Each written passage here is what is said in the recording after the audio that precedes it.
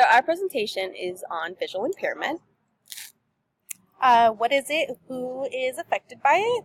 Visual impairment, also known as visual impaired or vision loss, is a decreased ability to see to a degree that causes problems not fixable by usual means such as glasses. Some worldwide stats about it is 285 million people are visually impaired. Worldwide, 39 million of them are blind, and about 90% of the world is visually impaired in developing countries.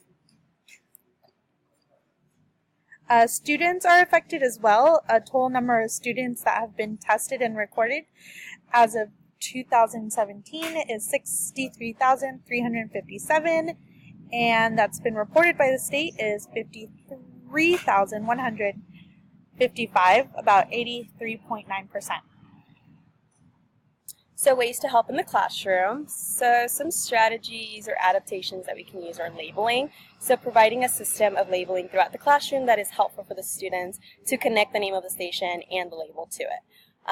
It is also important to label important landmarks in the classroom with large font in bold and, of course, legible letters.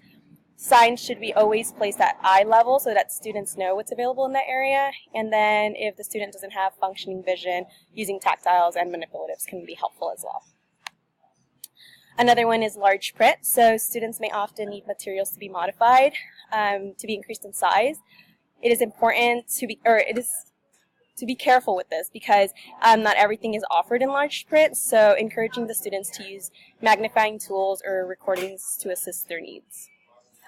And the last one is classroom arrangements. So it is important to always have the classroom with no traffic clutters, asking all students to push in their chairs, close the doors to avoid any accidents, and making sure that all materials are at eye level and nothing is stacked above shoulder height, and then making sure that the student is seated in the best possible location by outlets or away from the light and close to the front of the classroom.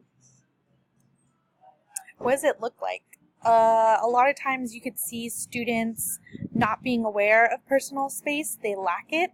Reaching for objects in a certain manner because of depth perception sometimes could be a little bit off. They will squint or tilt their head when looking in the front towards the board.